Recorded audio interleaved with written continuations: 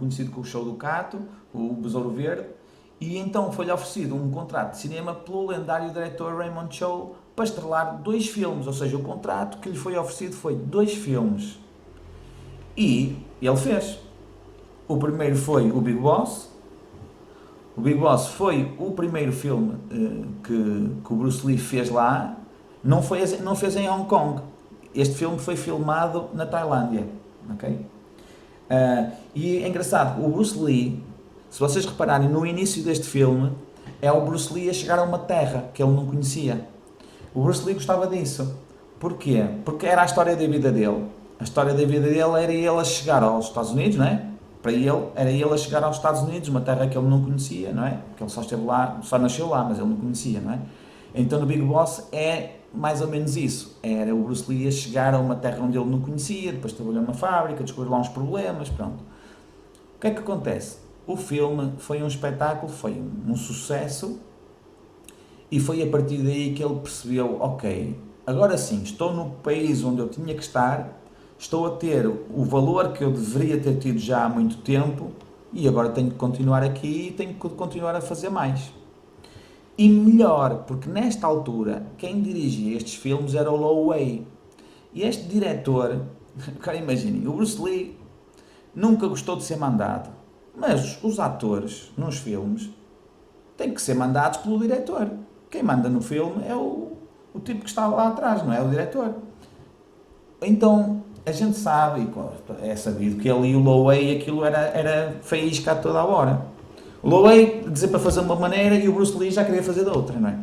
Pronto, independentemente disso, o filme foi um sucesso em toda a Ásia e pronto, e lançou o Bruce Lee no estrelato. Ele já lá estava, não é? Mas a partir daí, bem, então foi o foi espetacular, claro. A partir daí, então, estamos já em 71, ok? Foi aí que ele disse assim, ok, é aqui que eu me dou, então a minha família agora vem para cá. E então, eles mudaram-se para Hong Kong. Pronto. Arranjam uma casinha em Kowloon e cá está. Até dá pena ver esta casa, porque este era o carro dele, o Mercedes. A Mercedes patrocinava era o patrocínio, um dos patrocínios lá do Bruce. E no filme do Jogo da Morte, eu não gosto desse filme. O último filme do Bruce Lee, que para mim não é o filme dele, porque aquilo foi um filme que depois inventaram coisas, meteram pessoas a fazer de Bruce Lee, os efeitos especiais são terríveis, porque estávamos nos anos 70. Depois eles inventaram uma história que de certeza que não era a história que o Bruce Lee tinha na cabeça, mas também ninguém sabia, pronto. Para mim foi um filme que também no fundo para ganhar dinheiro. E para pegar naquilo que ele tinha feito, pronto. Também não digo... Mas custa-me muito ver esse filme. Eu só ouvi uma vez para dizer que vi o filme. Mas se vocês revirem, e uma das coisas que eu não gostei foi eles a fazerem publicidade à Mercedes. Há uma altura em que o tipo passa no Mercedes, bate assim no carro, do género, uau, grande carro. Se o Bruce Lee fosse vivo, eu acho que ele não deixava fazer uma coisa dessas, mas pronto. Então, eles mudaram-se aqui para esta casa. Isto era em Kowloon. Reparem, uma casa...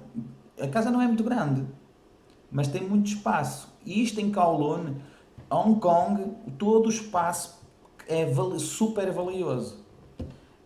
Eu e o Chico tivemos para ir lá só para ver a casa dele. Só que nós vimos na net que a casa dele já não estava assim. Olha, estes pilares foram deitados abaixo, a varanda foi deitada abaixo, estas janelas, estão a ver, janelas grandes, já não tinham janelas, tinham posto só, puseram parede, era só uma parede, e pior, transformaram aquilo num bordel. Esta casa, até há bem pouco tempo, era um bordel. Ou seja, isto foi um pecado. Podiam ter feito um museu do Bruce Lee, podiam ter posto aquilo a tamanho a render dinheiro, porque de certeza que ia ter muita gente a querer ir lá ver a casa dele. E depois o que é que aconteceu? Mudaram aquilo tudo por dentro, porque fizeram quartos lá para o bordel, não é? E eu e o Chico ainda tivemos para ir lá. Mas havia tanta coisa para ver em Hong Kong, e eu lembro-me de dizer ao Chico, opá, vamos ver um bordel, vamos agora para um sítio que nem sabemos onde é que é, porque aquilo, Hong Kong, Kowloon é grande. Para ver lá um bordel, oh, que salixe, não vamos. Fónix, vamos lá olhar para uma casa de... Olha, que salixe. Mas, se fosse hoje tinha ido, sabem porquê? Porque, entretanto, deitaram aquilo abaixo, há pouco tempo, há meses, deitaram aquilo abaixo. Agora vão construir lá outra coisa qualquer que nem sei o que é. Mas pronto, foi uma pena. foi uma pena terem feito isso, porque assim, em 73 a Linda voltou outra vez para Seattle, não é? Com a família, quando ele faleceu, e pronto, e aquilo ficou ali, ó Deus dará. E ninguém pegou naquilo e fez aquilo que devia ter sido feito. Portanto, e esta, se vocês forem à net, esta é das poucas imagens bonitas ali da casa dele. Há outras mais assim mais fracotas e depois há outras que já são depois do bordel, que já não tem piada nenhuma. Portanto, este é mesmo o carro dele, na altura. Pronto, siga. Eu estou aqui a falar da casa, que já não interessa assim tanto. Portanto, logo em seguida vem o segundo filme dele, o Fists of Fury. Pronto, este então foi a Nora Meow entrou nestes dois filmes. Aquela chinesinha muito bonita. E aqui faz namorada deles, ainda dá um beijinho e tal, e aquilo, claro, que explodiu. O Bruce Lee sabia muito bem como cativar o público. As coisas que ele procurava fazer nos filmes eram coisas que lá está, ele estudou psicologia. Reparem como estas coisas todas encaixam, não é? Todos os estudos que ele fez encaixam para depois de tudo o que aconteceu. Ele sabia aquilo que ia acontecer nos filmes, que ele sabia como agradar o público. Então, essa parte do namoro, pronto, era quase obrigatório. Mas, por exemplo, vocês veem em alguns filmes como nesse, ou no anterior, pontapés ou socos nos tomates. Porque aquilo para os chineses era uma coisa que eles adoravam, achavam um piadão a isso. E o Bruce Lee sabia captar as emoções, sabia como arrancar as emoções das pessoas. De tal forma que logo no primeiro filme, no The Big Boss, ele foi à estreia, não é? Ele e a esposa foram à estreia e o filme acabou, portanto a estreia tinha acontecido, o filme acabou e o público ficou sem dizer nada. E ele ficou assim, pá, ninguém aplaude, ninguém diz nada. E a Linda diz que ficaram pá, 15 segundos, era um silêncio total depois do filme acabar. Ele ficou assim a olhar para ela e de repente o pessoal começou a gritar, a bater palmas. E porquê essa reação? Porque tinha a ver com aquilo que o Bruce Lee conseguia através dos filmes fazer com que as pessoas sentissem emoções fortes que captavam depois e que catapultaram depois no fundo o Bruce Lee para esse estrelato e para esse mito que ele se tornou. Mas tem tudo a ver com esses jogos também de saber captar as pessoas, saber o que é que elas gostam de ver e saber como fazer. Reparem na cara dele, não é? Esta cara que está aqui nesta imagem tinha a ver com essas emoções que ele sabia captar através das pessoas, não é? E por isso as pessoas gostavam de ir ver os filmes, não era só por causa do Kung Fu, era por tudo aquilo que estava por detrás. E o Bruce Lee, nesse aspecto, soube meter a psicologia toda nos filmes dele. E mais, e outra coisa que fez com que os chineses gostassem, é que ele arranja uma maneira de fazer aquilo que ele queria fazer, que era ressaltar ou incentivar o orgulho de ser chinês. Não é? Neste filme do Fist of Fury, não é? Aquela coisa de ir à escola dos japoneses, quebrar lá aquela coisa que eles tinham mandado a dizer que os chineses eram os doentes da Ásia, não sei o quê. Isso fez com que os chineses sentissem orgulho em serem chineses, não é? E ele também, que tinha vindo dos Estados Unidos e que estava por aqui com a xenofobia americana, também deve-lhe ter dado muito prazer fazer isso, não é? Dizer, eu sou chinês, eu tenho todo o valor do mundo e eu vou fazer isso, vou fazer com que as pessoas da minha terra sintam também esse orgulho. E ele fez isto várias vezes, muitas vezes em relação aos japoneses. Depois, a partir daqui ficou ainda mais interessante, porque este terceiro filme já foi todo, já o Loei já não estava em cena, já foi todo dirigido, coreografado, ele fez tudo neste filme. E fez, e portanto, era a menina dele, não é? E ele, vocês devem saber, o Bruce Lee era muito, muito rigoroso, era muito perfeccionista, e então toda a gente fala que ele ia ao mínimo pormenor em relação ao filme.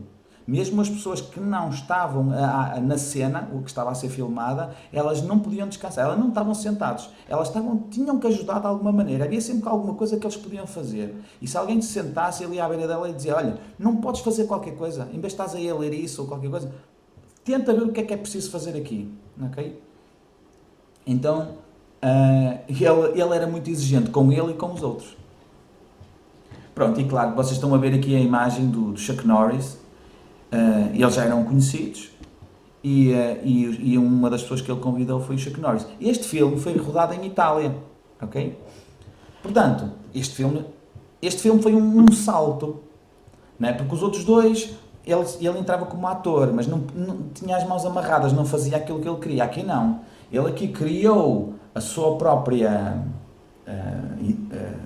empresa, uma mistura com o Raymond Chow, mas já não era Golden Harvest, era uma nova empresa, e ele agora tinha liberdade para fazer aquilo que ele queria. Okay? Então, foi o primeiro filme chinês rodado na Europa, na altura.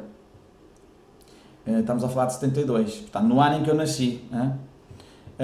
Ele rodou este filme, fez tudo. O filme foi um espetáculo, tem umas partes cómicas também, vale a pena ver o filme, porque está muito giro. Ele mostra alguns costumes chineses que não tinham nada a ver com os costumes dos ocidentais, como por exemplo eles sentarem-se na sanita, não é? Os chineses não têm sanitas ainda hoje como nós temos aqui, então havia certas coisas que tornavam aquilo engraçado. Quem não viu o filme tem que ver. Pronto, e depois tem aquela grande cena no Coliseu de Roma, a luta dele com o Chuck Norris, que até hoje é considerada uma das mais memoráveis da história dos filmes de artes marciais. Lá com um gato. Ganha nessa luta, não é? Como? O Bruce Lee ganha nessa Claro, luta. e o Chuck Norris Claro, disse. e depois morreu. Ninguém mandou ganhar a Chuck Norris. Pois sim, mas isso foi depois. Claro que o Chuck Norris na altura disse assim: queres que eu entre num filme? Porque o Chuck Norris era um campeão também de artes marciais, não é? Karate. E ele disse: sim, eu quero que tu entres num filme meu. Mas diz-me lá, o que é que eu vou fazer? Vais lutar comigo e tal, vai ser assim, assim, assim. E diz o Chuck Norris: e quem é que ganha? Sou eu, é claro. O Chuck Norris não achou muita piada, mas também, pesando bem a coisa, ele sabia que ia ser muito bom para a carreira dele, não é? Porque o Chuck Norris, a partir daí, ficou teve um impacto muito maior a nível mundial, não é? Se calhar hoje em dia já ninguém, ou poucos se lembravam que ele tinha sido campeão não sei quantas vezes seguidas de Karaté, mas a partir do momento em que ele entra no filme do Bruce